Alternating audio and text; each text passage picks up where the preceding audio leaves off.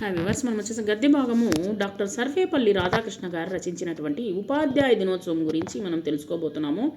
ఈయన యొక్క పుట్టినరోజునే ఉపాధ్యాయుల దినోత్సవంగా జరుపుకోవడం జరుగుతుంది. ఇది వచ్చేసి తమిళనాడు గవర్నమెంట్ తెలుగు 7వ తరగతిలోనిది. శ్రీ సర్వేపల్లి రాధాకృష్ణన్ గారు 1888 సెప్టెంబర్ 5న జన్మించారనమాట. ఇతని జన్మస్థలము తమిళనాడు రాష్ట్రంలోని తిరుత్తని అనమాట. ఈయన రాధాకృష్ణ తండ్రి రామస్వామి అయ్యరు, తల్లి సీతమ్మ. తండ్రి ఒక జమీందారులో తహసీల్దార్గా రామస్వామి సంస్కృత తెలుగు భాషలో గొప్ప పండితుడు కావడం వలన రాధాకృష్ణకు కూడా గొప్ప తెలివిగల మేధావిగా రూపొందించారు. అంటే ఈయన కూడా వచ్చేసి వాళ్ళ తల్లిదండ్రుల మాదిరిగానే ఇతనికి మంచి తెలుగు భాషలోను సంస్కృత భాషలోనూ మంచి పట్టు అనేటువంటిది ఉన్నది. ఈయన తిరుత్తనిలో జన్మించారనమాట. ప్రాథమిక విద్య తిరుత్తనిలో సాగింది. తిరుపతి, వేలూరు, తర్వాత మద్రాసు క్రిస్టియన్ కాలేజీల్లో ఆయన మున్నగు చోట్ల చదివి ఎంఏ పట్టా పొందారు. తర్వాత వచ్చేసి రాధాకృష్ణకు తన 15వ ఏట శివగామి పద్మమ్మ గారితో వివాహం అనేటువంటి జరిగింది. బాల్యం నుండి అసాధారణమైనటువంటి తెలివితేటలు గలవాడైనటువంటి విద్యార్థిగా మనస్తత్వం శాస్త్రము, తర్వాత వచ్చేసి పై చేసినటువంటి ఉపన్యాసాలు అందరికీ అలరించాయన్నమాట. అందరినీ అలరించాయి. ఈయన ఉపన్యాసాలు చాలా ఇచ్చారు. తర్వాత ఇతడు 21 సంవత్సరాలు అయిన తాటని వయసులోనే క్రీస్తు శకం 1911వ సంవత్సరము మద్రాస్ ప్రెసిడెన్సీ కాలేజీలో ప్రొఫెసర్ అయ్యారైన. విద్యార్థులు ఇతని పట్ల అత్యంత గౌరవ మర్యాదలు ప్రదర్శించేటువంటి వారనమాట. రాధాకృష్ణ అనేక తత్వశాస్త్ర గ్రంథాలని చదివి భారతీయ తత్వం గురించి సత్యాన్ని తెలుసుకున్నారు. తత్వశాస్త్రంలో అతని ప్రతిభను విని మైసూరు విశ్వవిద్యాలయం అతని ప్రొఫెసర్గా నియమించింది. ఆయన ఉపన్యాసాలను ఎంతో శ్రద్ధగా వినేటువంటి వారు విద్యార్థులు.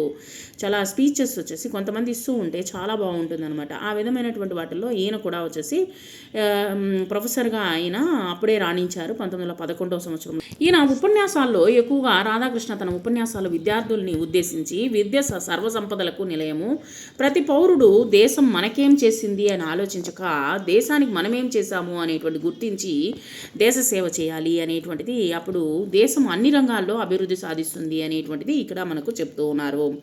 దేశంలో శాంతి సౌభాగ్యాలు వెళ్ళి విరుస్తాయి అని వారిని ఉత్తేజపరిచేవారు. కాబట్టి మనం వచ్చేసి మన వల్ల చేతనైనంత సహాయం అనేటువంటిది దేశానికి మనము చేయాలి. రాధాకృష్ణ ఫలితముగా ఈయన 1916వ సంవత్సరంలో రాజమండ్రి కళాశాలలో పదోన్నతి లభించింది. తర్వాత 1924లో కలకత్తా విశ్వవిద్యాలయంలో ఆచార్య పదవిని పొందారు. కలకత్తా వెళ్ళాలని నిశ్చయించుకున్నప్పుడు ఆయన ఇంటి ముందు గుర్రపు బండి సిద్ధంగా ఉంది. ఆ విషయం తెలుసుకున్నటువంటి విద్యార్థులు తమ అధ్యాపకుడికి వీడ్కోలు చెప్పడానికై విద్యార్థులు ఆయన ఇంటికి వచ్చారనమాట. వచ్చినప్పుడు బండికి కట్టిన గుర్రాలను వదిలించారు. రైల్వే స్టేషన్ దాకా బండిని తామే లాక్కొని వెళ్ళారనమాట. పిల్లలందరూ మైసూరు వీధుల్లో ఊరేగించారు ఆయన్ని. అది విద్యార్థులకు ఆయన పట్ల ఉన్నటువంటి ప్రేమకు సంకేతంగా మనం చెప్పొచ్చు అనమాట. కాబట్టి విద్యార్థుల భక్తి శ్రద్ధలకు గమనించి రాధాకృష్ణ కళ్ళు చెమ్మగిల్లాయి అనమాట. అంత గౌరవాన్ని ఇచ్చారనమాట. అది ఇప్పుడు కాలంలో వచ్చేసి ఆ గౌరవం అనేటువంటిది లేనే లేదనమాట. మేము డబ్బులు ఇస్తున్నాము, మీ దగ్గర మేము చదువుకుంటున్నాము అంత తప్పనిచ్చి వచ్చేసి గురువుకి శిష్యులకి ఉన్నటువంటి అనుబంధాలు అనేటువంటిది తగ్గిపోయినాయి. అది గురు శిష్యుల హృదయానుబంధము. విద్యార్థులే స్వయంగా బండిని లాగి గురుభక్తిని చాటారు.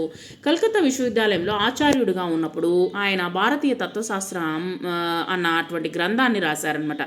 ఆ గ్రంథము విదేశీ పండితుల ప్రశంసలను అందుకుంది. ఆ తర్వాత క్రీస్తు శకం 1931 సంవత్సరంలో రాధాకృష్ణ ఆంధ్ర విశ్వవిద్యాలయానికి ఉపకులపతిగా కూడా నియమించబడ్డారు. ఆంధ్ర యూనివర్సిటీలో క్రీడలకు ముఖ్యత్వం కల్పించారు. క్రీడలకు ఎక్కువ పోటీలు అనేటువంటి పెట్టేవారు. ఆటల పోటీలు ప్రారంభించి విద్యార్థులకు ప్రోత్సాహకరమైనటువంటి బహుమతులు, ట్రోఫీలు, ధనము అందజేసేవారనమాట. క్రీడల వల్ల విద్యార్థులలో ఐక్యత, చురుకుతనం అనేటువంటి పెరుగుతుందని ఆనాడే గ్రహించారు.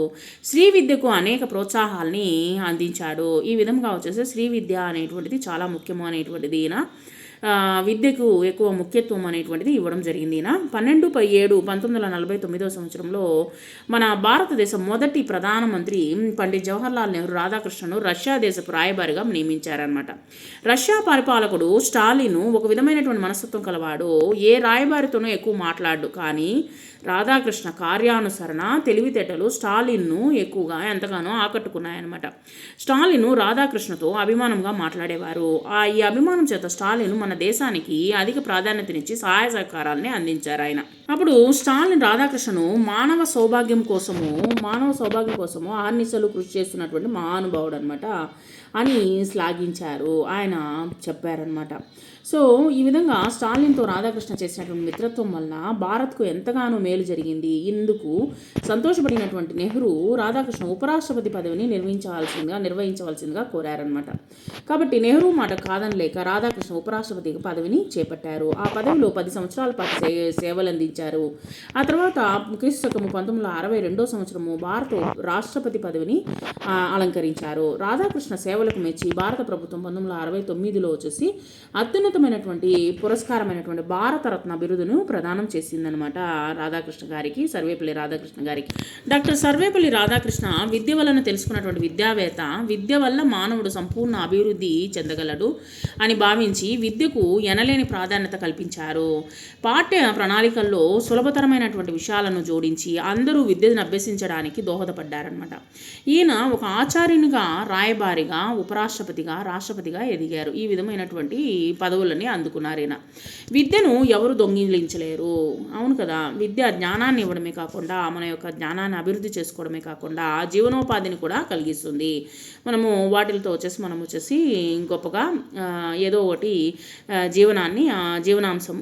జీవనాంశము పొంది జీవనోపాధి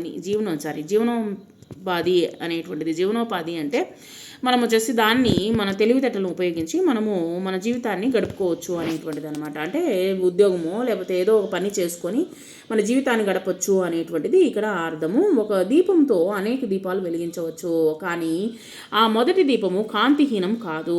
అలాగే చదువు ఎంతమందికి పంచినా ఆ చదువు అనేటువంటిది తరగదు, ఇంకా పెరుగుతూనే ఉంటుంది. కానీ రాధాకృష్ణ తన ప్రసంగాలను పేద విద్యార్థులు ఏ ఇబ్బంది లేకుండా విద్యను అభ్యసించాలనేటువంటి లక్ష్యంతో అనేకమైనటువంటి వసతి గృహాల్ని ఏర్పాటు చేసి వారికి విద్యకు కావలసినటువంటి ఏర్పాట్లు అనేటువంటిది ఆయన ప్రభుత్వాన్ని ఆదేశించేవారనమాట. గ్రామాభివృద్ధి దేశ అభివృద్ధి అన్నటువంటి గాంధీ మాటలు నిజం చేసేటువంటి విధంగా గ్రామ సేవకు వినియోగించేటువంటి లాగా ప్రణాళికల్ని ఎక్కువగా ఏర్పాటు చేశారనమాట ఈయన. ఇది ప్రస్తుతము జాతీయ సేవా పథకంగా పేరుగాంచినది. ప్రాథమిక విద్యను సులభంగా అందరికీ అందుబాటులో ఉండాలని ఆటల ద్వారా పాటల ద్వారా విద్యార్థులు అభ్యసించేటువంటి విధంగా చర్యలు అనేటువంటి తీసుకున్నారనమాట ఈయన. వ్యాయామము, తర్వాత యోగ సాధన, సంగీతము, చిత్రలేఖనం మొదలైనటువంటి ప్రక్రియల ద్వారా కూడా బోధించేటువంటి విద్య మరింత ప్రయోజనకరంగా ఉంటుంది అని చెప్పడం జరుగుతుంది. ఇంకా చాలా దేశాల్లో వచ్చేసి ఈ విధమైనటువంటి విద్యని ఏర్పాటు చేస్తూ ఉన్నారు. ఈ రకమైనటువంటి విద్యాబోధనకు రాధాకృష్ణ తగిన ప్రణాళికల్ని రూపొందించి ఆచరణలో ఉంచారనమాట. విద్యా వ్యాప్తికై అహర్నిశలు కృషి చేశారు. అందువల్లనే రాధాకృష్ణ జన్మదినమైనటువంటి సెప్టెంబర్ 5వ తేదీన ఉపాధ్యాయ దినోత్సవముగా కొనియాడుతూ ఉన్నారు. రాధాకృష్ణ పేరుతో మన ప్రభుత్వము ఉత్తమ ఉపాధ్యాయులకు పురస్కారాలను అందజేస్తూనే ఉన్నదనమాట. ఉత్తమ ఉపాధ్యాయులకు పథకము, ప్రశంసాపత్రము అనేటువంటిది బహుకరిస్తూనే ఉంది. నెహ్రూ రాధాకృష్ణ గారిని నవ నాగరికత నాయకుడని అభివర్ణించడం జరిగిందనమాట. రాజకీయ నాయకులు ప్రజలతో మంచి సంబంధాలు కలిగి ఉండాలన్నారు. ఈయన భాష, జాతి, కులము, మతము, ప్రాంతము మొదలైనటువంటి విభిన్న తత్వాన్ని వదిలి అందరము సమానము అన్నటువంటి రాజ్యాంగ నిబంధనను కూడా పాటించాలి అనేటువంటిది ఈయన చెప్పడం జరిగింది. జీవితం అంటే ఆదర్శానికి నిదర్శనంగా ఉండాలి. మనము మనల్ని చూసి ఇతరులు వచ్చేసి ఫాలో అయ్యే విధంగా ఉండాలి. మంచి శీలం కలిగి సత్యధర్మాలను పాటించాలి అని తెలిపారనమాట. మనం వచ్చేసి ఎప్పుడు వచ్చేసి మంచి సత్ప్రవర్తనతో మనం వచ్చేసి ధర్మాలని, న్యాయాన్ని, తర్వాత వచ్చేసి అసత్యాన్ని పలకకుండా మనం వచ్చేసి జీవించాలి అనేటువంటిది ఈయన ఎప్పుడూ చెప్తూనే ఉండేవారనమాట. ఈ కాలంలో అదేసి బాగా లోపించిపోయిందనమాట. ప్రపంచంలోని పలు విశ్వవిద్యాలయాలు వారిని గౌరవ డాక్టరేట్తో సత్కరించారు. తర్వాత వచ్చేసి సుగుణ సంపన్నుడు, మానవతామూర్తి, తెలుగు కీర్తి వచ్చేసి దిశలా వ్యాపింపచేసినటువంటి మహనీయుడు రాధాకృష్ణ గారు. మహామేధావిగా, గొప్ప వ్యక్తిగా, గొప్ప గ్రంథకర్తగా, తత్వవేత్తగా డాక్టర్ సర్వేపల్లి రాధాకృష్ణ పేరు చరిత్ర పుటల్లో సువర్ణాక్షరాలతో ఆయన్ని లిఖించబడింది. అంటే మనము బంగారు అక్షరాలతో వచ్చేసి ఆయన పేరు అనేటువంటిది ఇప్పటికీ మనము కొనియాడుతూనే ఉన్నాం అనమాట.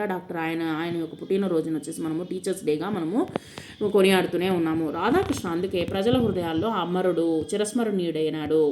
ఇతడి జీవిత చరిత్ర ఎందరికో స్ఫూర్తిదాయకం అంటే ఆయన చూసి మనము నేర్చుకోవాల్సినటువంటి విషయాలు ఎన్నో ఉన్నాయన్నమాట.